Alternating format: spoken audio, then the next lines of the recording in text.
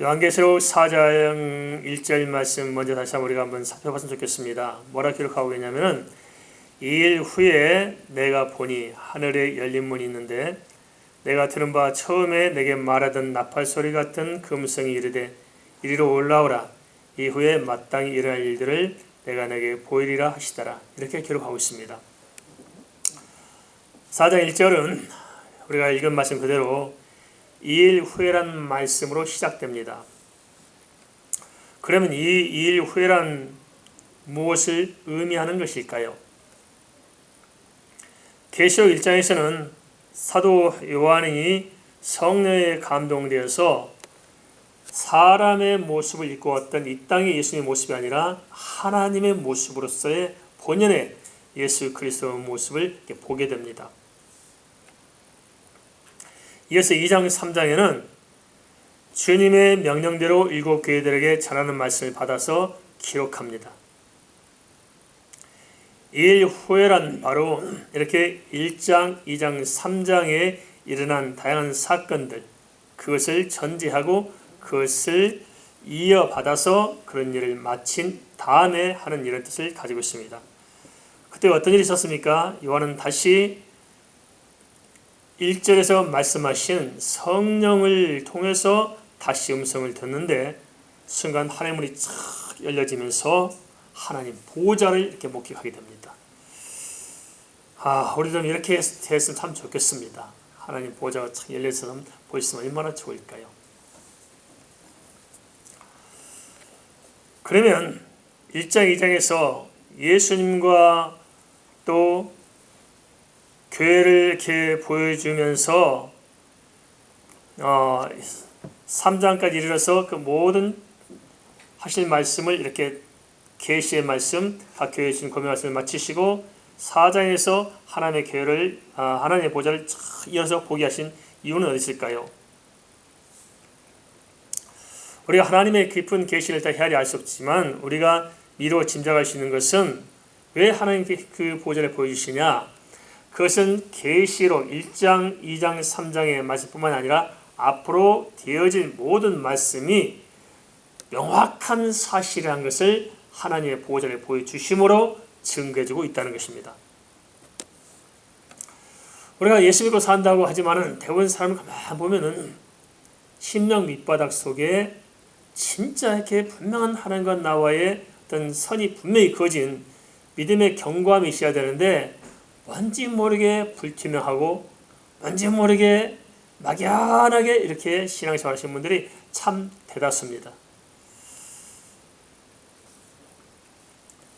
우리는 어떤지 모르겠습니다. 정말 예수 그리스도에 대해서 이 하나님이 말씀하신 진리에 대해서 정말 전혀 의심 없이 완벽하게 확실하게 믿고 살고 있는 것인가? 다시 말씀드리면 기록된 성경 66권이 정말 1.1획도 오차가 없는 하나님의 말씀으로서 진짜 그대로 사실이라는 것을 완벽하고 명확하게 믿고 있느냐 할 때 어떻습니까? 그렇게 믿습니까?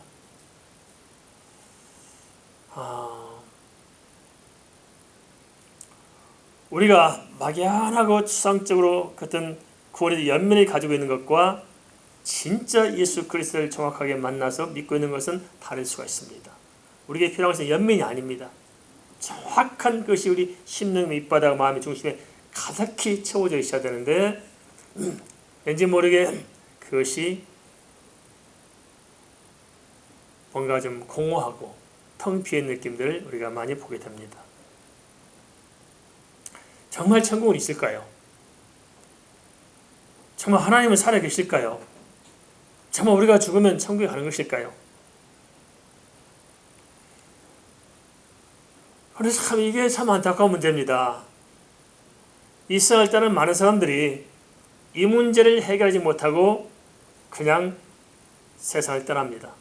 교회 다닌다면서도 예수 믿는다면서도 직분을 가지고 일본에서 주를 살았다는 사람들조차도 막상 개인의 죽음에 딱 부딪히면은 이게 안 되는 거예요. 너무나 허망하지 않겠습니까? 그래서 신앙생활은 정말 다른 것보다도 이 문제부터 해결돼야 됩니다. 진정 거듭나서 내 안에 정말 하나님에 대한 분명한 신뢰와 확신, 제 말씀에 대한 분명한 확신을 우리가 가져야 한다는 것입니다. 우리가 뭐 그런 걸 또 얻을 필요가 있겠습니까? 하지만 잘 가만히 생각해 보세요. 우리가 걱정하고 근심하는 이유가 뭘까요? 왜 이 사람들이 그냥 걱정하고 불안하고 초조할까요? 그래서 내 인생을 하나님께 100% 맡기지 못한 까닭 아닐까요? 말씀대로 믿고 구하라고 주실 것이요 구하면 된 건데 우리는 뭔가 모르게 또 그거고 이건 이거예요. 이유가 뭘까요? 우리 환경이 어려워서요? 힘들어서요? 그것이 아니고 가만 뚜껑을 열고 보면은 내 안의 밑바탕에 정말 가득히 채워져야 할 믿음의 문제가 아직 해결되지 않았다는 것이 아니겠습니까? 이것이 해결될 때 진리 안에서 우리가 자유할 수 있습니다. 무슨 문제를 만나든지 우리가 살아갈 수 있는 건데 이게 해결되지 않았으니까 자꾸 우리가 믿는 것 같은데 사실 보면 아닌 것 같고 뭔가 불확실한 것 때문에 우리가 요동하고 방황하고 있지 않느냐 하는 것입니다. 성경은 모든 진리의 근원이신 하나님과 또 그 하나님께서 계시는 그 보호자를 쫙 보여주심을 알면서 우리가 듣고 읽는 이 성경 말씀의 계시가 하나님께서 살아계심을 친히 보여주심으로 말미암아서 도장을 꽝꽝 찍어서 확실하다, 믿을 수 있다는 것을 말씀해주고 있다는 것입니다. 특별히 요한계시록 4장에서 요한에게 하나님께서 직접 하나님을 보여주시고 하나님의 보호자를 보여주십니다. 이것을 통해서 우리가 헤아려 볼 수 있는 것이 있습니다. 그게 뭐냐? 의심할 필요가 있다 없다? 없다. 사실이구나. 기독교 신앙, 예수 믿는 것은 사실이구나, 진리구나 하는 것을 분명히 하라는 것입니다. 의심이 자꾸 생깁니까? 오늘 이 시간 좀 해결하십시다. 이건 뛰어넘어야 하지 않겠습니까? 자꾸 이렇게 좀 믿어보려고 노력하고 한데 안 되고 또 믿어보려고 노력하고 안 되고 이건 아닙니다.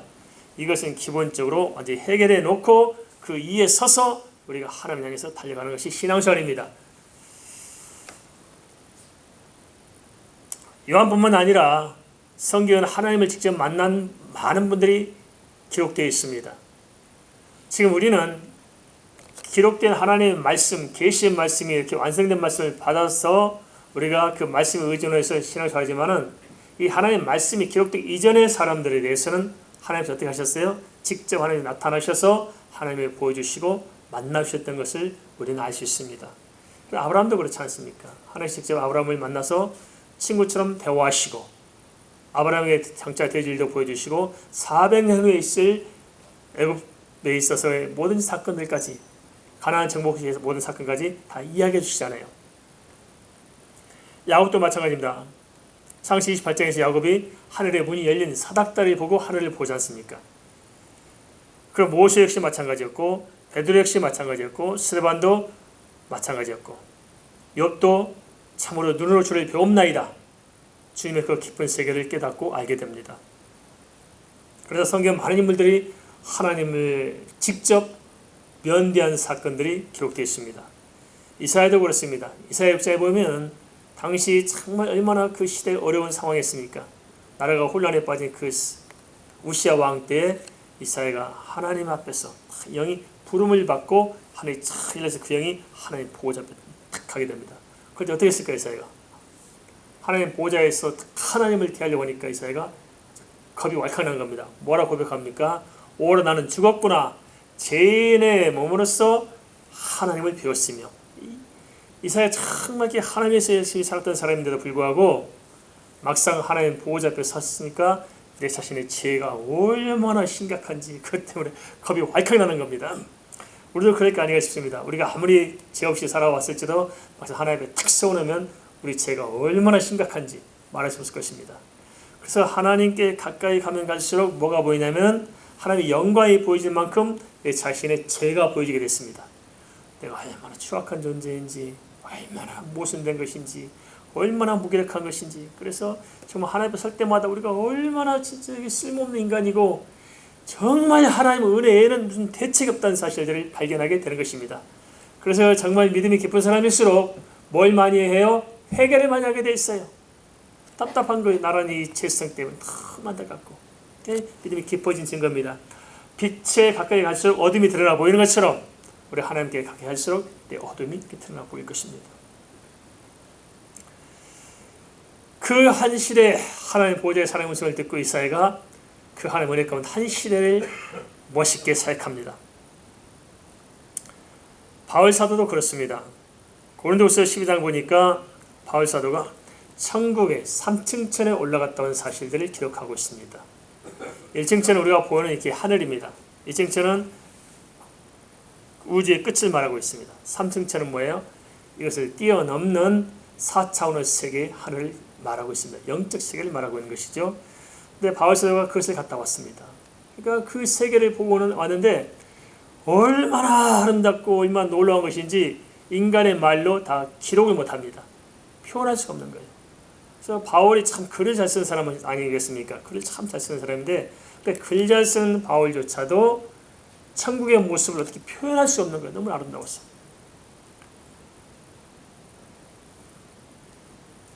만일에 천국이 없었고 예수님의 십자가 부활이 없었고 정말 하나님이 안 계신다면 바울이 그렇게 복음을 위해서 생명을 살았을까요? 절대 그렇지 않을 것입니다. 정말 하나님이 계시고 천국이 있고 정말 예수 그리스도의 십자가를 통한 부활이 있었고 우리가 부활해서 영생의 복을 누린 그 천국의 모습을 바울이 직접 보고 오니까 뒤집어지는 거예요. 이 세상이 보이지 않는 겁니다. 아직 죽어도 괜찮고 살아도 괜찮고 아무 문제가 없는 겁니다. 가난해도 괜찮고 부해도 괜찮고 무엇이나 어떤 환경이든지 내가 거릴 것이 없다. 그래서 바울은 완벽한 하나님 나라의 그 모습을 본 이후에 완전한 자유를 얻습니다. 완전 해방돼 버린 겁니다. 세상에 매이지 않습니다. 이것이 바로 예수 믿는 것입니다. 그래서 요한복음 8장 32절에 진리를 알지니 진리가 너를 자유케 하라고 그랬지 않습니까? 그래서 하나님을 알아갈수록 세상이 자유한 것입니다. 내가 자꾸 세상에 매여서 자꾸 이렇게 시달리고 스트레스 받고 억눌리고 불안하고 초조한 이유는 뭘까요? 아직 하늘의 영광을 덜 본 거예요. 하나님의 영광 그날을 확실히 본다면 우리가 이 세상에서 자유할 수 있을 줄 믿습니다. 그래서 바울은 그 하나님의 영광을 받고 사실을 보았기 때문에 아직은 매일 게 없는 거예요. 죽어도 좋다. 그래서 결국 바울 복음 전하다가 끝까지 복음의 삶을 감당하다가 목배임을 당하고 한 생을 마무리합니다. 계시록 1장은 물론 다양한 이야기를 기록하고 있습니다만 그 중에서 우리가 유심히 지켜볼 한 구절이 있습니다. 그게 뭐냐? 예수 그리스도의 재림을 좀 이야기하고 있다는 것입니다. 요한계시록 1장에서 다시 오실 예수 그리스도를 참 말씀하시면서 우리 모든 그 당시에 고난받은 성도들에게 관심을 탁 모아서 뭘 보게 해요? 주 예수를 다시 보게 만들어줍니다. 우리도 마찬가지겠죠. 이 시대에 우리가 뭘 가지고 살아갈 수 있을까요? 다시 오실 예수 그리스도, 우리가 가서 살 영원한 세계에서 만날 그 그리스도를 우리가 바라보지 못한다면 우리 이 세상을 이겨낼 힘이 없을 거예요. 우리의 힘과 능력은 바로 우리가 믿는 예수 그리스도를 통해서 우리에게 주어질 것입니다. 그 예수를 바라보십시다. 의심하지 마십시다. 분명히 주님 나라가 있고 하나님이 살아계시고 분명히 주님은 다시 오실 것이고 우리는 예수 믿는 사람은 그 안에서 우리가 진정 모든 재산을 받고 하나님의 자녀로서 영생 복락을 누리게 될 것입니다. 그래서 예수 그리스도의 재림을 말씀하시고 나서 2장 3장에서는 교회들에게 구체적으로 이야기합니다. 왜냐 교회가 준비할 거리가 있어요. 주님 맞이할 준비할 수 있도록 천국에 갈 준비할 수 있도록 영적으로 거듭나도록 준비시키고 진짜 진정한 신앙이 무엇인가 크리스천들이 무엇이 예수 믿는 것인가 하는 것을 깨닫도록 2장 3장에서 교회들을 이렇게 이야기해주고 있습니다. 7교회를 이야기하는데 7이라는 숫자는 완전 숫자를 말하지 않습니까? 시대와 역사와 같은 치를 떠나서 모든 교회들을 총괄해서 7교회를 딱 뽑아서 보여주면서 우리가 이러한 것이 명확하다. 주님이 다시 오실 것이 명확하고 천국이 분명히 있고 지옥이 분명히 있고 우리가 하나님의 택한 자녀가 분명한데 이러한 것이 분명하다고 할 때 그럼 우리가 어떻게 신앙생활을 해야 되느냐? 어떻게 해야 우리가 이 하나님의 은혜를 누릴 수 있느냐 하는 것을 기록한 게 바로 2장 3장입니다. 그래서 우리가 잘못된가 돌아보고 잘못했으면 돌이키도록 권면하고 다시 우리가 붙들 거에 무엇인가 하는 것을 명확하게 알게 하신다는 것입니다. 우리가 왜 주의 재림을 바라보고 믿음을 지켜야 하는 것인가? 그것은 계시록 4장에서 말씀하시는 하나님, 그 하나님이 실제로 계시고 하나님 보호자를 보여줬는데 그게 사실적으로 실제로 있기 때문이라는 것입니다. 믿습니까? 사실이다. 사실. 천국이 사실이다. 이 사실을 가슴에 확실히 우리가 믿고 안다면은 아직 그 세상은 이겨낼 힘이 있잖아요.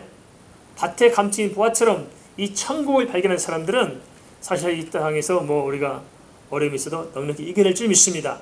잠시간까지는 천국이 있습니다. 믿습니까? 조만간이면 천국 갈 것입니다.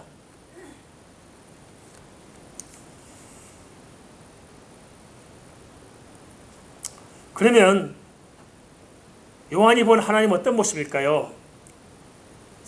성경은 막연하고 추상적으로 말하지 않습니다. 그냥 천국이 없는 것을 가지고 종교적으로 만들어 천국이 있다고 하고 하나님 안 계신 하나님의 어떤 계신 것처럼 이야기한다면 그냥 막연하고 추상적인 용어로 결범을 해서 넘어갈 거예요. 그러나 그렇지 않습니다. 성경은 사실적이고 구체적으로 자세하게 또 자세하게 하나하나 눈으로 보는 것처럼 그냥 이렇게 설명해 주고 있습니다. 그게 뭐냐? 사실이기 때문에. 그러면 어떻게 보여주고 있을까? 요한이 본 모습은 어떤 것입니까? 4장 3절에서 하나님을 탁 보여주는데 하나님 어떤 모습이요? 벽옥 같다고 했어요. 벽옥. 그리고 홍보석 같다고 했습니다. 그리고 무지개가 들려져 있는 녹보석 같다고 했습니다. 잘 아십니까? 벽옥이 뭐예요? 홍보석, 녹보석. 잘 아십니까? 저는 보석을 한 번도 만져본 적이 없어가지고 뭔지는 모르겠습니다. 보석을 차고 만져봐야 할 형편이 돼야 되는데 안 해봐서 모릅니다. 그래서 제가 보석사에서 구경해 본 적이 있어요. 보석사에 구경해보니까 보석은 역시 보석이 돼요. 보석은 너무너무 딱 봐도 보석은 정말 이렇게 탁 눈을 그냥 집중시키는 그 마력이 있는 것 같아요. 보석 안에는. 근데 요한이 탁 가서 하나님의 모습을 봤는데 어떤 모습이냐? 착 하나님을 열고 하나님 보자 하나님 착 봤는데 하나님의 모습이 벽옥 같다. 맑고 순진하고 깨끗한 모습이면서 홍보석 같다. 뭔가 붉으면서 정말 이렇게 뭔가 좀 고결해 보이고 귀해 보이고 그런데 무지개가 탁 둘려져 있는데 보니까 녹보석 같다. 뭔가 활동적인 어떤 생기가 넘치는 모습을 탁 본 것입니다. 자, 예수를 평가할 때 하는 원칙이 있죠. 어떤 관점에 평가합니까? 예수를 평가할 때. 우리가 미스 코리아 선발되면 어떻게 점수를 매겨요? 진선미 그러죠. 진선미. 그래서 왜 진선미라고 붙였을까? 모든 예술의 최고의 극치는 진과 선과 미가 만나야 극치입니다. 진은 뭔가 진실성을 의미한 거죠. 가치 있는 진정성 있는 가치를 의미할 것이고 선은 인간의 어떤 도덕적, 윤리적인 인간이 추구하고자 하는 모든 어떤 극단적인 극치를 이야기할 것이고 미는 그 아름다움, 정말 포괄적 아름다움을 이야기하는데 진선미가 참 합쳐진 그 극적인 아름다움, 그 극적인 그 세계. 그런데요, 그 완벽한 모습이 바로 하나님을 통해서 우리는 보게 됩니다. 그래서 기독교 모든 예술은 하나님의 영광을 드러내는 쪽으로 가면 갈수록 그것이 값이 비쌉니다. 귀한 거죠.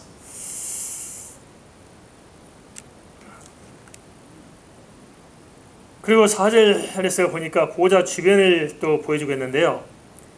24장로의 보호자가 있는데 장로들이 어떻게 해요? 흰 옷을 입고 금관을 다 쓰고 있는 모습을 보여줍니다. 하나님의 보호자를 지휘로 해서요. 이게 뭘 보여주고 있습니까? 이것은 24장로는 성도들의 대표를 이야기하고 있는데 그 성도들이 흰 옷을 입었다는 것은 거룩한 모습을 보여준 것이고 관을 멀관 쓰고 있다는 것은 그 성도들이 가지고 있는 영광을 보여주고 있는 것입니다. 그런데 그 성도들이 어디가 있어요? 하나님과 더불어 함께 있는 것입니다. 그런데 지금 우리는 어디 있을까요? 우리는 비록 몸이 이 땅에 있을지 모르지만 우리는 또 우리가 어디에 속해요? 하늘에 속한 신분인 것이고 궁극적으로 우리는 하나님 보호자 중심에서 우리가 하나님과 함께 더불어 살아갈 것입니다. 따라서 우리 성도들도 어떤 모습입니까? 이 24장로들처럼 흰옷을 입고 금관을 쓴 그런 모습으로 우리가 하나님 앞에 살아가야 될 것입니다. 존귀한 자가 되는 것입니다. 이 땅의 신분과 뭐에 관계없이 주님 나라에서는 하나같이 존귀하고 거룩한 모습으로 주님과 함께 살아가게 될 것입니다. 그것을 보여주고 있다는 것입니다. 우리 신분이 바로 거기에 있습니다. 믿습니까? 지금 내가 뭐 좀 장사가 좀 안 된다고 이쪽으로 해지고 있고 뭐 안 된다고 이게 아닙니다. 지금 우리가 이거 이게 아니. 이건 우리가 잠깐 이 땅에서 그냥 이렇게 살아가는 것이고 우리의 본 모습은 그게 아닙니다. 하나님 앞에서 거룩한 모습이고 하나님의 영광스러운 모습, 그걸 우리가 누리게 될 것입니다. 믿으십니까? 그게 사실이란 것입니다. 그냥 성경에 나온 그게 그런 게 아니고 진짜 그대로 사실이란 것을 성경은 말씀하고 있다는 것입니다. 그리고 5절은 보좌 앞에 있는 7 등불, 곧 7명을 말씀해주고 있습니다. 7명이 뭐냐? 신학자들은 2가지 이야기합니다. 하나는 성령이시다, 또 하나는 천사다. 근데 전체 문맥상을 바라보면 7명이 왜 있어야 돼요? 그것은 하나님을 보좌하고 또한 성도들과 하나님 사이를 연결 지으면서 천국의 모든 것을 섬기도록 역할을 하는 7명을 지금 이렇게 보여주고 있습니다. 그래 보면 성령님이시라기보다는 천사 쪽에 좀 가깝게 해석해 볼 수가 있지 않겠나 싶습니다. 이들의 모습이 정말 장엄해 보이죠. 정말 찬란해 보이죠. 고결해 보이죠. 뭐냐? 하나님 편에 가까이 있는 자일수록 고결하고 영광으로 충만한 것입니다. 믿습니까? 우리도 마찬가지예요. 어떤 사람들이 고결해 보이고 더 멋있어 보이고 더 권세 있고 더 하나님 쓰임 받습니까? 하나님께 가까이 가는 자입니다. 가까이. 하나님께 가까이 가면 갈수록 은혜가 충만하고 하나님께 가까이 가면 갈수록 더 거룩해지고 하나님께 가까이 가면 갈수록 주의 영적인 능력이 나를 통해서 드러나는 것이고 하나님께 가까이 가면 갈수록 하나님께 신비한 모든 하나님의 세계가 더 가까이 내게 다가오는 것입니다. 그래서 하나님 주변에 있는 이들이 이렇게 거룩한 것은 뭐냐? 다른 것이 아니라 그들 스스로가 거룩하고 그들 스스로가 권세 있는 것이 아니고 하나님과 함께 있기 때문에 그런 것입니다. 우리 성도들 권세를 여겼습니다. 우리가 무엇을 가지고 사단을 결박해요? 다른 것이 아니고 우리가 하나님의 자녀이기 때문에 그렇습니다. 하나님이 나와 함께 하기 때문에 그런 것이고 내가 예수 이름으로 가기 때문에 예수의 권세가 나를 감싸 안고 있는 것입니다. 그래서 우리가 어떤 경우든지 하나님께 가까이 가서 하나님과 함께 있다면은 우리에게 하나님의 능력의 역사가 나타날 줄 믿습니다. 우리가 하나님 어떤 분인가를 잘 알아야 됩니다. 이렇게 하나님의 보좌를 통해서 하나님이 계신 모습을 통해서 오늘 우리에게 하나님이 어떤 분인가 것을 구체적으로 보여주고 있잖아요. 그런데 세상에 어떤 신이 이렇게 구체적으로 보여주고 있습니까? 아닙니다. 사람들이 만든 신들은 누군지 모르기 때문에 막연하고 추상적이에요. 보여주지 않아요. 신이라는 모습을 보세요. 절간 가서 보세요. 어떻게 됐어요? 신들의 모습이 몽 들고 서 있기도 하고 이상한 모습 서 있고 용으로 나타나 있기도 하고 별스런 신들이 많아요. 신 누군지 몰라요. 사람이 상상으로 만들어놔요. 그러니까 구체적이지 못해요. 그건 아닙니다. 우리의 하나님은 친히 오셔서 스스로 개인적인 말씀하시고 친히 당신이 여호와라는 이름을 우리에게 알려주셨잖아요. 그리고 하나님께서 어떤 분인가 하는 것을 성경을 통해서 자세하게 우리에게 말씀해 주십니다. 그것은 뭐냐? 하나님은 살아계신 분이기 때문에 자세히 알려주는 것입니다. 우리도 그렇잖아요. 너네 아버지가 어떻게 생겼니? 진짜 아버지가 있는 아이들은 아버지 이렇고 아버지 성격이 이렇고 아버지 생김새 이렇고 아버지 다 이야기해 주세요. 근데 그 아들은 아버지에 대해서 이야기 못해요. 못해요. 그러니까 우리 아버지 이럴 거야 하니까 몇 마디 하고 끝나는 거예요. 성경도 마찬가지입니다. 우리 하나님의 자녀 아니겠습니까? 자녀들에게 하나님께서 실제 계시기 때문에 하나님 어떤 분인가를 자세하게 그냥 정확하게 다 보여줍니다. 창세부터 요한계시록까지 하나님의 모습을 정확하게 들여주고 있습니다. 그 하나님은 창조주 하나님이십니다. 전능하신 하나님이시라는 거예요. 그리고 만유의 근원이시며 만유의 중심이시며 모든 것을 주관하시고 다스리는 분이십니다. 존귀하시고 영광스러운 분이시고 또 우리의 구원을 위해서 정말 사랑을 베풀어서 죄 가운데 건져내도록 예수 그리스도를 보내셔서 우리에게 구원의 소망을 주신 분도 우리 하나님이십니다. 그 하나님은 성들과 또 함께 하시고 영원히 우리와 더불어 살아가실 분이 우리 하나님이십니다. 그런데 기하고 놀란 일은 뭐냐? 그 어마어마한 하나님이 바로 나의 아버지 하나님이시라는 것입니다. 믿습니까? 그 며칠 전에도 말씀드렸습니다만 정말 가만히 생각해보면 하나님이 얼마나 위대하신 분인가. 가보세요. 흔히 이렇게 현미경 뭡니까 이게 망원경. 요즘 망원경이 많이 발전됐잖아요. 우주를 관측하는 망원경. 그래서 그 망원경에서 이제 최소 이렇게 우주를 이제 관측하는데 가장 멀리 있는 별들을 대략 예측하기는 40억 광년쯤 떨어졌답니다. 40억 광년. 인간이 망원경으로 관측할 수 있는 범위 안에서 그런 끄트머리쯤 있는 별들의 거리를 계산해 봤더니 대략 40억 광년쯤 된다는 것입니다. 40억 광년이라는 것이 무슨 말씀인지 아시죠? 빛의 속도로 40억 년을 가요. 그리고 이해됩니까 이게? 우리 100년도 못 사는 사람이 40억 광년 이해돼요? 1광년만 살아도 좀 감을 잡을 때는 40억 광년. 그런데 그것도 인간이 가지고 있는 과학 문명인 망원경을 가지고 최대 망원경을 가지고 볼 수 있는 거리, 그 밖의 세상은 봐요 못 봐요? 못 봐요. 이거 어마어마한 거예요. 이제 상상이 안 되는 거예요. 그런가 하면 요즘 우리가 코로나 바이러스 시대입니다만 이 작은 생명체, 눈에 보이지 않는 이 바이러스 생명체는 또 어떻게 해요? 1마이크론인가가 1000분지 1mm죠?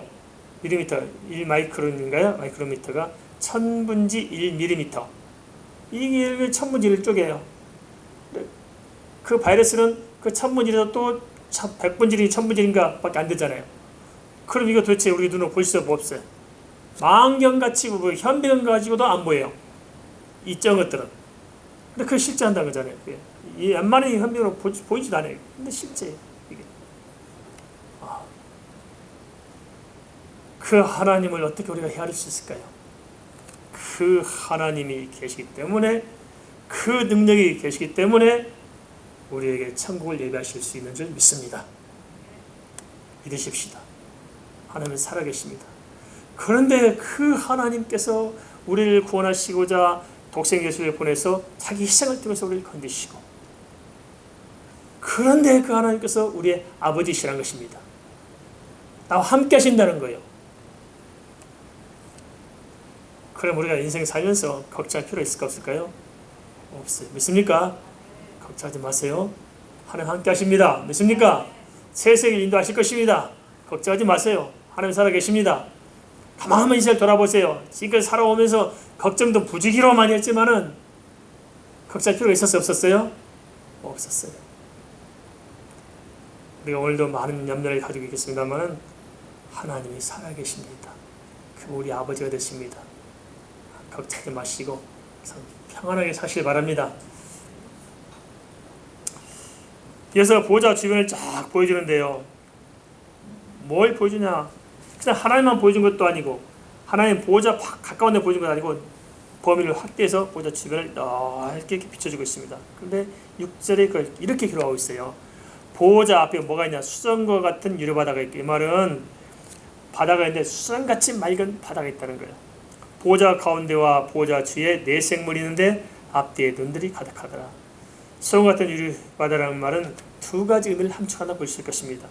하나는 지상의 나라 또 지옥과는 구별된 정말 거룩한 나라에 구별할 수 있는 선이 뭐냐? 바로 수정 같은 유리바다로 가림막이 되어 있는 가림막이.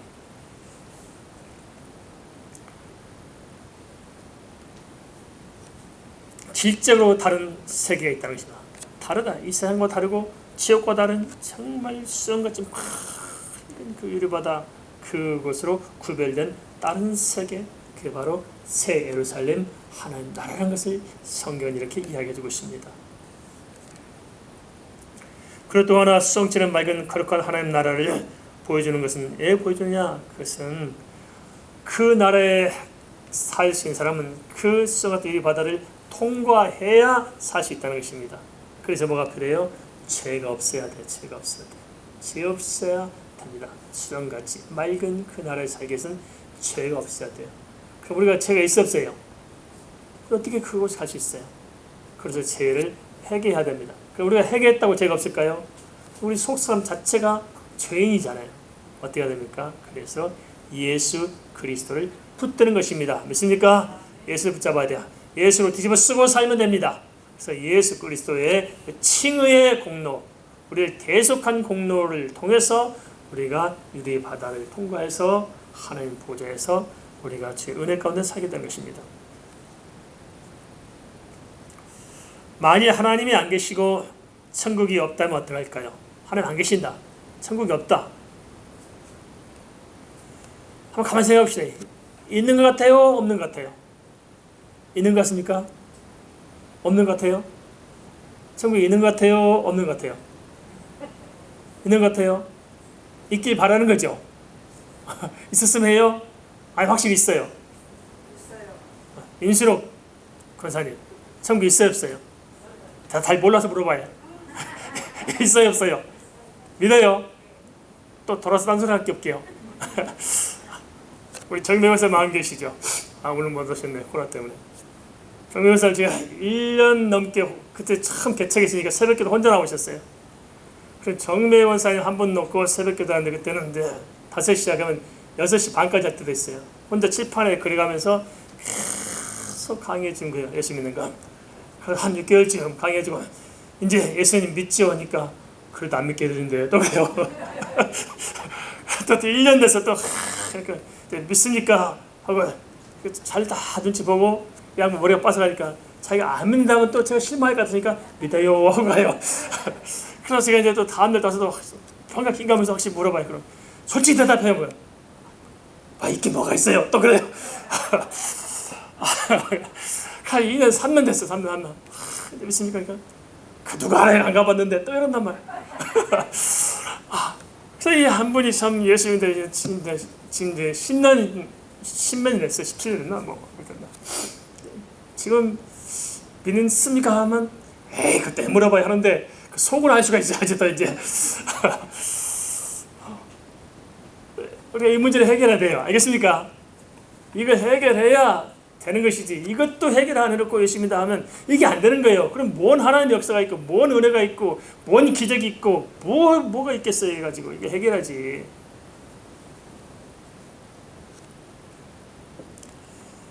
정말 천국이 없고 하나님 안 계신다면 우리는 정말 한심한 인간들이지 않겠습니까? 그런데요, 요한계시록 4장에서는 보좌에 앉아서 만유를 다스리시는 그 하나님을 보여줌으로써 성경의 모든 것이 사실이란 것을 확실히 토닥을 꽝꽝꽝 찍어 놓는 겁니다. 의심하지 마라. 의심을 던져버리십시다. 나무 의심을 다 던져버리자고요. 만약 하나님 안 계시고 천국이 없다면 성경은 결코 이렇게 자세하게 이렇게 구체적으로 기록할 수가 없을 거예요. 그렇게 자세하게 그렇게 기록할 수 있다는 것은 사실이니까 자세하게 정확하게 기록하고 있는 것이 아니겠습니까? 계시록 4장은 계속해서 하나님 보좌에서 수종되고 있는 선사의 네 생물을 보여줍니다. 이 생물은 6절, 8절에서는 앞뒤에 눈들이 가득하다고 알려줍니다. 어떤 의미일까요? 하나님께 집중하고 있는 거예요. 하나님께 집중하고 있어. 이 생물들이 하나님께 집중해요. 그 하나님이 거룩하시고 살아계시기 때문에 하나님께 집중하는 것입니다. 그걸 보여주었어. 우리에게 생각하게 만든 것입니다.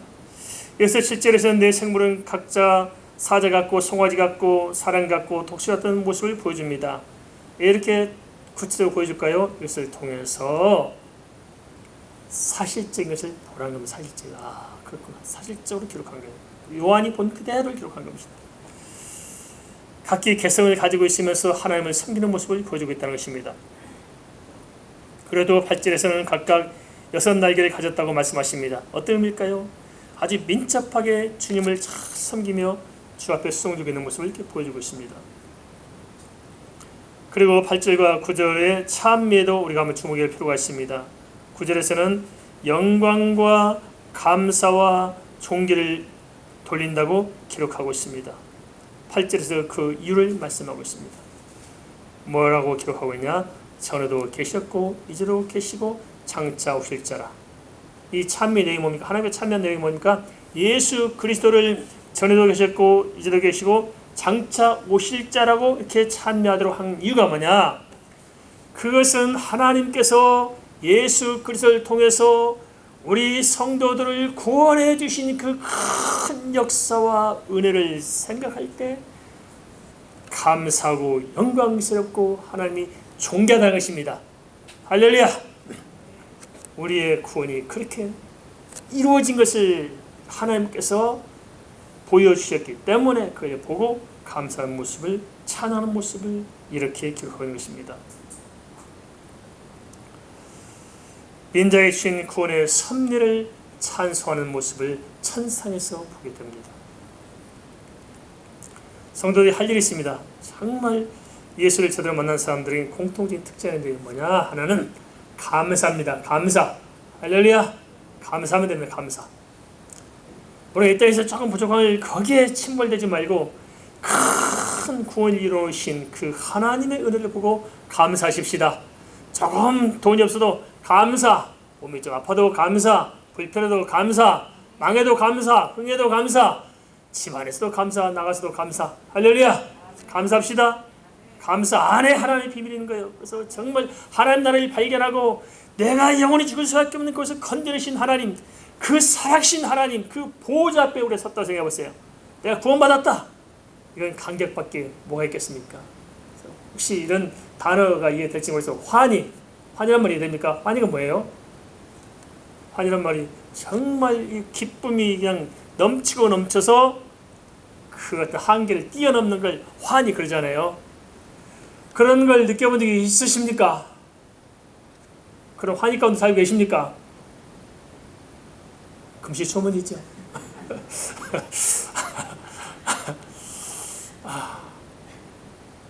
그런데 주님 나라에서는 바로 그렇게 살아가는 거예요. 제가 한때 고민한 적이 있었어요. 뭘 고민하냐면 나 천국 가려면 좀 골치 아프다. 웬 천국도 있고 지옥도 없고 다 없으면 좋겠다. 왜 천국 갈 때 고민스럽냐면 맨날 저런 애들 그렇게 가서 천국에 모여가지고 그냥 날이면 날마다 그냥 영원히 하루들 다니고 앉아서 맨날 자면서 박수치고 하나님 일담이라고 박수만 치고 있고 이건 노동 중에서 상노동이다. 이건 도대체 저렇게 생각했었어요. 극한 직업이다. 극한 직업이고 어떻게 살아가냐 생각했거든요. 근데 그게 아니에요. 자, 보세요. 정말 이 천국의 삶이 하루하루 새롭고 하루하루 환희가 넘치고 기쁘고 감격스러우니까 달리할 게 없어요. 감사합니다. 하나님은 찬양밖에 달리할 게 없는 거예요. 그게 천국 삶입니다. 할렐루야. 이 땅에서 그렇게 살아야 되는데 당신에게 이렇게 참 부족한 난데 당신 같은 아내를 준 것이 너무너무 감사합니다. 아내를 쳐다볼 때마다 환히 넘쳐. 신랑을 볼 때마다 나 같은 여자한테 이런 신랑이 있다니 뭐 신랑 볼 때마다 따라 너무나 좋아가지고 좀 이렇게 살아갈 수 없을까요? 그래 그리고 김세사모가 더나 잘하소. 안 집사님 사십시다. 믿습니다. 그 천국에서 보좌 주변에는 모든 생명체들이 하나님의 영광을 돌리는 것은 하나님의 이디하심과 하나님의 이루시는 모든 세계의 아름다움이 사실이기 때문에 하나님께 집중하고 하나님을 찬양하고 하나님께 존귀한 영광을 돌리고 그러고 있는 모습을 보여줍니다. 이게 천국의 모습입니다. 이어서 10절 11절은 이렇게 기록하고 있습니다. 이스라엘 장로들이 보좌에 앉으신 이 앞에 엎드려 세세토록 살아계신 이에게 경배하고 자기의 관을 보좌 앞에 들이매 이르되 우리 주 하나님이여 영광과 존귀와 권능을 받으신 것이 합당하오니 주께서 만물을 지으신지라 만물이 주의 뜻대로 있었고 또 지으심을 받았나이다 하더라. 성도들의 대표가 하나님께 경배하는 모습입니다. 정말 감격이 넘쳐 있지 않습니까? 경배의 내용이 무엇일까요? 모든 만물이 다 하나님 뜻대로 지으심을 입고 하나님 뜻대로 이루어질 것을 보고 찬송합니다. 구원받은 성도들이 이렇게 하나님을 찬양하는 모습을 기록하고 있습니다. 이걸 통해서 우리가 다시 한번 우리 자신들을 들여다보십시다. 성경이 이렇게 자세히 이야기함에도 불구하고 우리는 때때로 의심에 빠집니다. 믿음을 잃어버리고 살아가고 있습니다. 현실이 조금만 불편하고 조금만 힘들면은 우리는 금세 낙심하고 절망하고 슬픔에 빠지고 자기 연민에 빠져 있습니다. 이것을 벗어나십시다. 세상은 잠시 잠깐 지나갈 것이고 우리의 살 곳은 영원한 날은 주님의 보좌 앞입니다. 그 영광스러운 그 길을 우리가 바라다 보면서 잘 인내하시길 바랍니다. 조만간에 주님 오시든지 아니면 우리가 주님 나라에 가게 될 것입니다. 계시록 4장은 하나님 보호자와 하나님 보여주시고로 말미암아서 우리 인생에 대한 해답을 제시해주고 있습니다. 이제부터는 세상이 아니라 하나님을 바라보고 사십시다. 제 보호자를 바라보고 하나같이 우리 모두가 다 함께 힘을 내서 승리할 수 있기를 축원을 드립니다.